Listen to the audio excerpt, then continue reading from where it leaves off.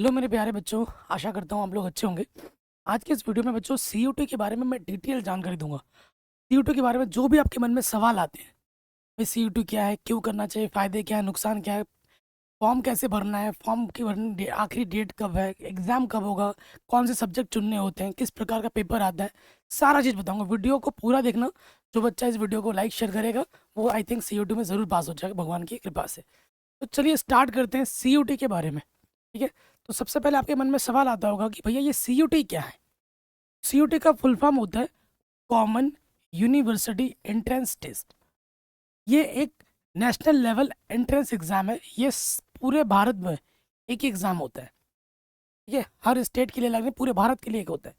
यह exam class 12 के बाद अंडर ग्रेजुएट कोर्स में एडमिशन के लिए लिया जाता है, यूजी में।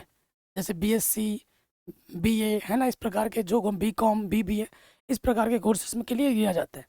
और ये आपको इसमें एक फ़ायदा क्या होता है कि आपको अच्छी अच्छी कॉलेजेस मिलती हैं। जो टॉप कॉलेजेस हैं इंडिया के, वहाँ पे आपका एडमिशन होता है। ठीक है। और स्कॉलरशिप वगैरह भी मिलती है। इसका उद्देश्य यह है कि पूरे भारत के स्टूडेंट्स के लिए एक कॉमन एंट्रेंस टेस्ट हो। यह exam national testing agency NTA द्वारा कंडक्ट किया जाता है। ये एग्ज़ाम कौन कराती है? एनटीए कंडक्ट कराती है। ठीक है। चलिए, उसके बाद CUET की इसको शुरू क्यों किया गया, इसका कारण क्या था? अलग अलग एंट्रेंस एग्जाम होते थे पहले, है ना, हर स्टेट के लिए अलग होता था, हर कॉलेज अलग करा देता था। तो उस चीज़ को ध्यान में रखते हुए बोर्ड मार्क्स पर ज़्यादा डिपेंड करना पड़ता था कि बोर्ड एग्जाम में जितने नंबर आए उस आधार पर मेरिट लिस्ट लगती थी। स्टेट की बात नहीं कर रहा हूँ, कॉलेज में ही ऐसा होता था। तो उस चीज़ को हटाने के लिए ये किया गया। एक सिंगल एग्ज़ाम से कोई यूनिवर्सिटीज़ में एडमिशन मिल सकता है। एडमिशन प्रोसेस ज़्यादा फेयर है और ट्रांसपेरेंट हो गया है। कई कई बार तो क्या होता है, जिसके पास रोकड़ा है वो दे दिया किसी यूनिवर्सिटी को, तुम्हारा एडमिशन हो गया। तो यहाँ पर ये सब नहीं चलता। अगर आप में काबिलियत है तो इंटरेस्ट निकालो और एडमिशन अपना हक ले लो। ठीक है, इसलिए ये चीज़ कराई गई। उसके बाद एलिजिबिलिटी कौन दे सकता है? सीयूटी एग्ज़ाम कौन दे सकता है? तो स्टूडेंट्स को क्लास 12 पास होना चाहिए। क्लास 12 आप ज़रूर पास करें, क्योंकि आप ग्रेजुएशन में जाओगे, अंडर ग्रेजुएशन में जाओगे तो भाई क्लास 12 तो पास होना ही चाहिए ना। क्लास 12 अपियरिंग स्टूडेंट्स भी एलिजिबल होते हैं, जो क्लास 12 में हैं अभी, जैसे रिजल्ट अभी तक नहीं आया है लेकिन वो क्लास 12 के एग्ज़ाम अभी दे रहे हैं, तो वो दे सकते हैं। ठीक है। बोर्ड कोई भी हो सकता है, कोई सा भी बोर्ड, सीबीएसई हो, यूपी बोर्ड हो, स्टेट बोर्ड हो, कोई सा भी बोर्ड हो, आप एग्ज़ाम दे सकते हैं। मिनिमम परसेंटेज यूनिवर्सिटी के रिजल्ट पर डिपेंड करता है। ठीक है, कि मिनिमम परसेंटेज कितना होगा वो यूनिवर्सिटी के रिजल्ट पर डिपेंड करता है। सीयूटी से किन यूनिवर्सिटीज़ में एडमिशन आपको मिल सकता है, कौन कौन से जगह पर आप एडमिशन पा सकते हैं?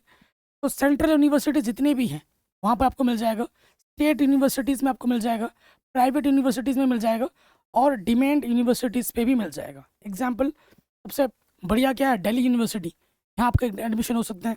बनारस हिंदू यूनिवर्सिटी, देखो मेरा जो एक स्टूडेंट है उसके क्लास 12 में 92% आए थे, मेरे घर के बगल में ही रहता है।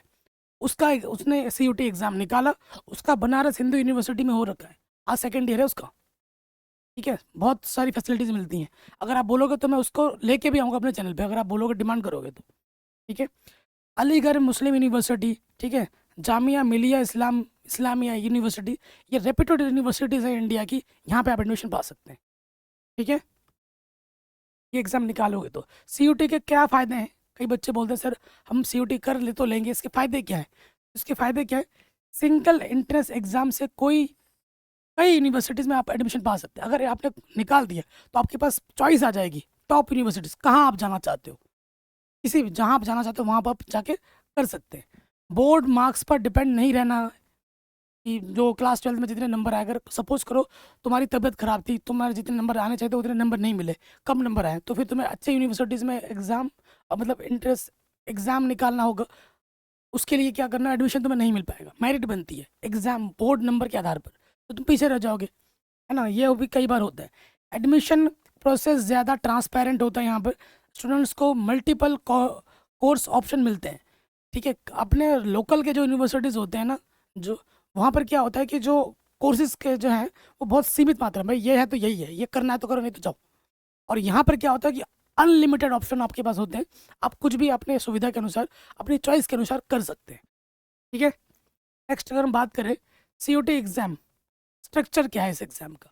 तो सबसे पहले देखो 3 सेक्शन में ये बटा हुआ है, 3 सेक्शन में बटा हुआ है ये एग्ज़ाम, 3 सेक्शन में बटा हुआ है। सबसे पहला आता है सेक्शन 1 लैंग्वेज टेस्ट, ठीक है। जैसे आपके लैंग्वेज क्या हो गया, हिंदी हो गया, अंग्रेजी हो गया, हिंदी हो गया, या अदर आपका लोकल जो भी लैंग्वेज है, बंगाली, पूर्विया, पहाड़ी, है ना, जो भी है मतलब पंजाबी, जो भी लोकल लैंग्वेजेस है उसको आप चुन सकते हैं, ठीक है। सेकंड आपका आता है डोमेन सब्जेक्ट्स।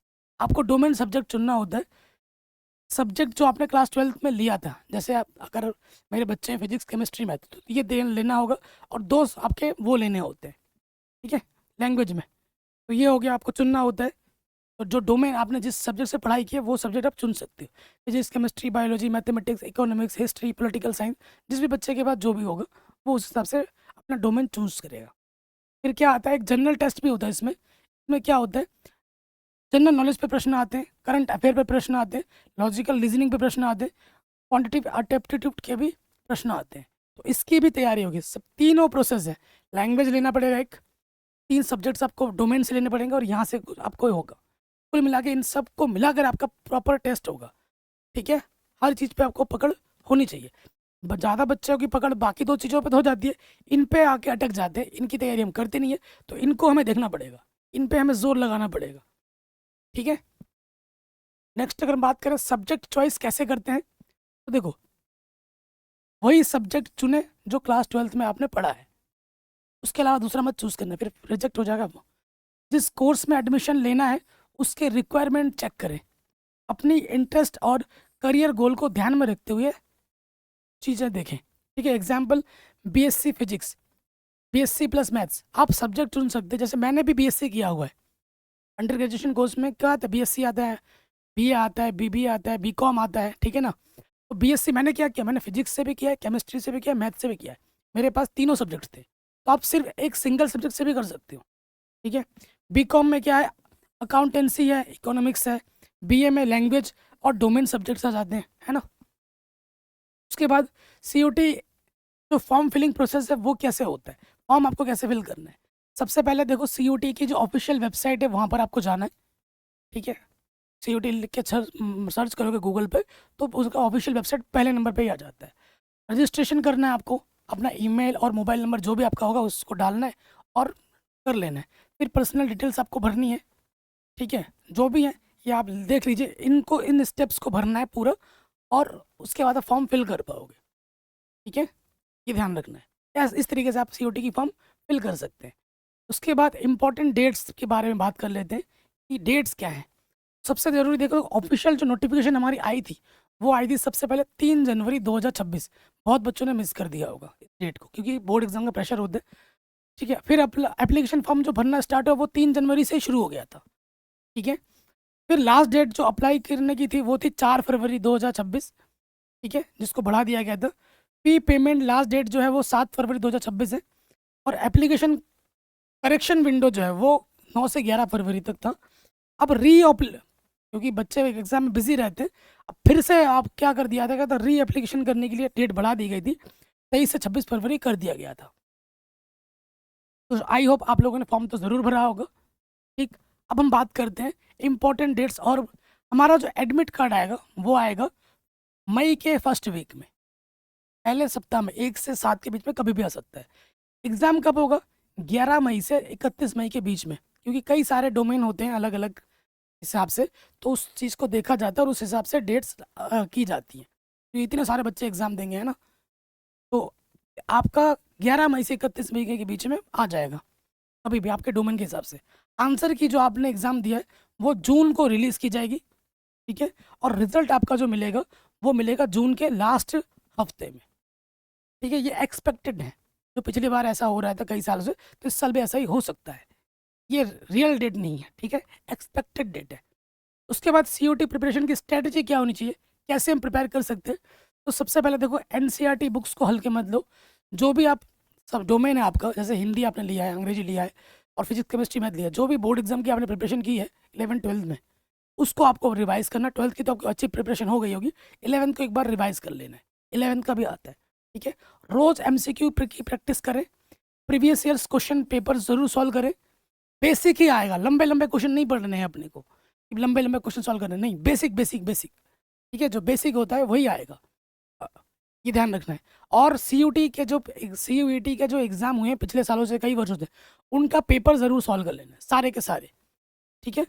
आपको मॉक टेस्ट ज़रूर देना है, ठीक है, खुद से ज़रूर मॉक टेस्ट देंगे ताकि आपकी तैयारी कितनी हुई है ये आप जान पाए और एग्जाम का जो डर है वो दूर हो पाए, ठीक है।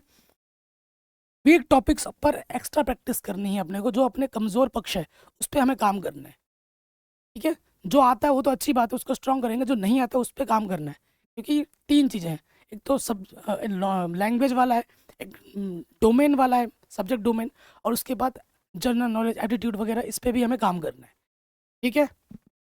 कोई दिक्कत यहाँ तक? ठीक है। टाइम मैनेजमेंट कैसे कर रहे हैं? डेली स्टडी शेड्यूल बनाए, ये नहीं कि भाई बोर्ड एग्जाम हो गया है, क्लास 12 वाले बच्चे मौज काट रहे हो, एग्जाम की प्रिपरेशन कर रहे हो अभी से, सीयूटी की तैयारी करते रहो अभी से, ठीक है। सब्जेक्ट्स को प्रॉपर टाइम दे, सिलेबस निकाल लेना, सिलेबस वही है जो आपका बोर्ड एग्जाम में था। वीकली रिविजन ज़रूर करें, मॉक टेस्ट देकर स्पीड इम्प्रूव कर सकते हैं, आप अपना इम्प्रूव कर सकते हैं मॉक टेस्ट देके, स्पीड बहुत मैटर करता है, ठीक है। कॉमन मिस्टेक्स क्या है जो जिनको हमें अवॉइड करना है? गलत सब्जेक्ट चूज मत कर देना कि भाई मेरा पास गणित है, केमिस्ट्री है, फिजिक्स है, आपने चूज कर लिया आर्ट्स का सब्जेक्ट, तो फिर ये दिक्कत हो जाएगी। जनरल टेस्ट को इग्नोर ना करें, तो जो जीके वगैरह है, एप्टीट्यूड वगैरह, इस पर काम ज़रूर करना है, क्योंकि इस पर फेल हो गए तो फिर फेल हो गए। यूनिवर्सिटी रिक्वायरमेंट्स चेक ना करना, वो ज़रूर चेक करो। फॉर्म लेटर भरना और मॉक टेस्ट प्रैक्टिस ना करना, ये ज़रूरी है। जो भी बच्चा एंट्रेंस एग्जाम की तैयारी करता है वो मॉक टेस्ट ज़रूर देता है, तो आपको भी ज़रूर देना है मॉक टेस्ट, ठीक है। उसके बाद सीयूटी के बाद करियर ऑप्शन क्या है? आप बीए ले सकते हो, BSc, BCom, BBA, BCA, integrate courses भी कर सकते हो, ठीक है। इन कोर्सेज के बाद करियर ऑप्शन क्या आ जाता है? गवर्नमेंट जॉब मिल जाएगी आपको, कॉर्पोरेट सेक्टर में जा सकते हैं, आईटी सेक्टर में जा सकते हैं, रिसर्च में जा सकते हैं, सिविल सर्विस में जा सकते हैं, ये आपके पास करियर ऑप्शन आ जाते हैं, ठीक है। कंक्लूजन क्या निकला है इस पूरे वीडियो का सीयूटी का? सीयूटी आज के समय में हाई एजुकेशन के लिए एक इम्पॉर्टेंट गेटवे बन चुका है, ये तो भैया करना ही करना है, ठीक है। इसको मिस मत करना कि भाई चलो छोड़ दे, क्या करना सीयूटी, ऐसा मत सोचना। सीयूटी ज़रूर देना है, जो भी क्लास 12 बच्चा पास हुआ है, सीयूटी एग्ज़ाम ज़रूर अटैम्प्ट करो, इसमें आपको अच्छे कॉलेज मिलते हैं, वरना आपको लोकल के ही कॉलेज में करना पड़ेगा, वही भीड़ जाल में दौड़ना पड़ेगा, इसकी कोई वैल्यू नहीं रह जाती, ठीक है ना।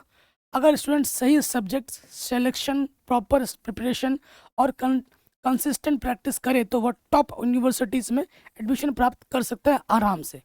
पेपर उतना कठिन नहीं आता है, सिंपल पेपर होता है। अगर आपको ज़्यादा डाउट है, पेपर उठा के देख लो तो आपको पता लग जाएगा कितना आसान पेपर आता है, जो आपने पढ़ा है उसी पर प्रश्न आता है।